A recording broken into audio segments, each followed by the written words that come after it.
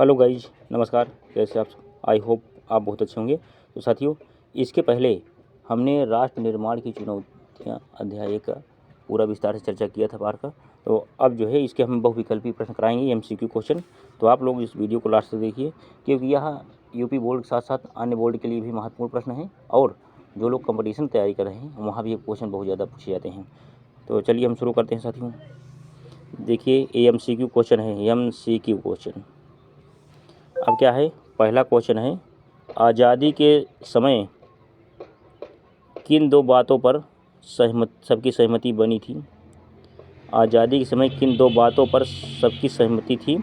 तो क्या हो जाएगा इसमें? हम सीधा आंसर बना दें। विकल्प देखो, लोकतांत्रिक सरकार के द्वारा शासन, पहला सही है। और उसके बाद सबके भले के लिए काम, तो यानी विकल्प सी, A और B दोनों सही हैं। इसमें हमने हरे नीले से प्रोवाइड कर दिया हूँ आंसर, आप देख सकते हैं ब्लू। तो आज़ाद, नेक्स्ट क्वेश्चन, आज़ाद भारत के समक्ष मुख्यतः 3 चुनौतियाँ कौन सी थी? देखो, एकता बनाए रखना, लोकतंत्र कायम करना, समूचे समाज का विकास। तो विकल्प डी यानी सभी सही हैं इसमें, उपरोक्त सभी। नेक्स्ट देखिए क्वेश्चन, नेहरू जी ने 14-15 अगस्त 1947 की मध्य रात्रि को जो प्रसिद्ध भाषण दिया वह किस नाम से जाना जाता है? क्या हो जाएगा इसमें? भाग्य वधू से चिर परिचित भेंट, और उसके बाद ट्रिस्ट विद डेस्टिनी, यानी विकल्प डी सही है, B और C दोनों। संविधान में के अंतर्गत लोक कल्याण के उन लक्ष्यों को भी स्पष्ट कर दिया था जिन्हें राजनीति को जरूर पूरा करना चाहिए। तो क्या है?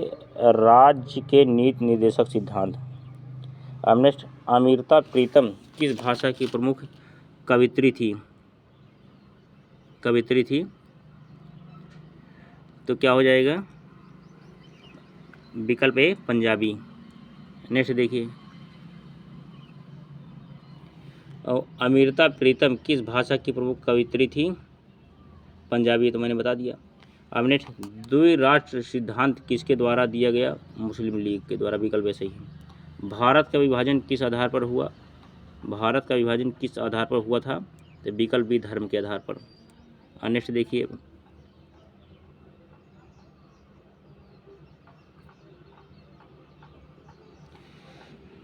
निम्न में से किस सीमांत गांधी, यानी निम्न में से किसे सीमांत गांधी के नाम जाना जाता है? तो विकल्प सी, खान अब्दुल गफ्फार खान को, विकल्प सी सही है। मुस्लिम लीग का गठन कब हुआ था? तो 1906 में, विकल्प भी सही है। भारत में रजवाड़ों की संख्या कितनी थी? 565, 565 यानी 565, विकल्प ए सही है। रजवाड़ों को भारतीय संघ में विलय सहमति पर हस्ताक्षर के द्वारा हुआ, किसके? यानी instrument of succession, instrument of accession है, एक्सेशन, विकल्प सी। अब इसमें क्या हो जाएगा कि शासक को निजाम कहा जाता है हैदराबाद, विकल्प सही है। रजाकार कौन थे? निजाम के अर्धसैनिक।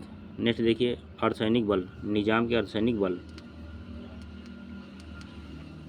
अब उसके बाद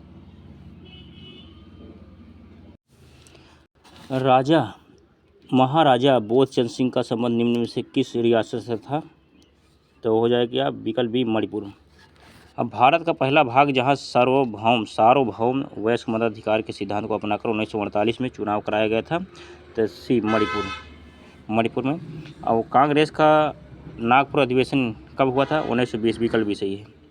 अब नेक्स्ट देखिए, भाषा के आधार पर राज्यों के पुनर्गठन का वायदा कांग्रेस के किस अधिवेशन में किया गया था?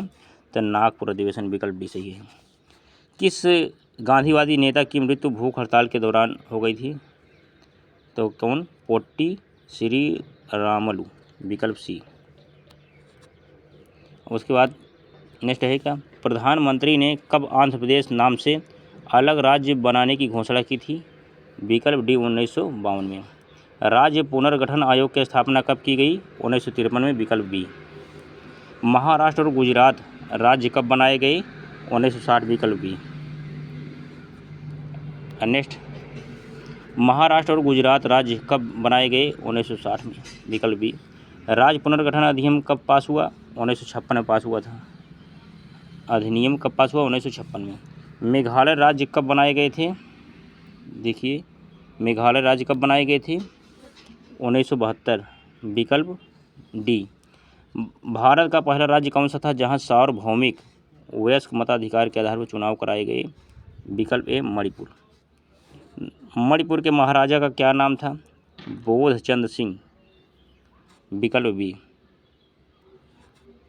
अब नेक्स्ट, भारत में भाषा के आधार पर बनाया गया पहला राज्य कौन सा था? विकल्प ए आंध्र प्रदेश। स्वतंत्र भारत का प्रथम गृह मंत्री कौन था या कौन थे? तो विकल्प ए सरदार वल्लभ भाई पटेल जी थे। सबसे पहले के राजा ने अपने राज्य को आज़ाद करने की घोषणा की? विकल्प ए त्रावणकोर। विकल्प ए सही हो जाएगा। नेक्स्ट, सबसे पहले के राजा ने अपने राज्य को आज़ाद करने की घोषणा की? विकल्प ए त्रावणकोर। किन 4 रियासतों के विलय में कठिनाई आई थी?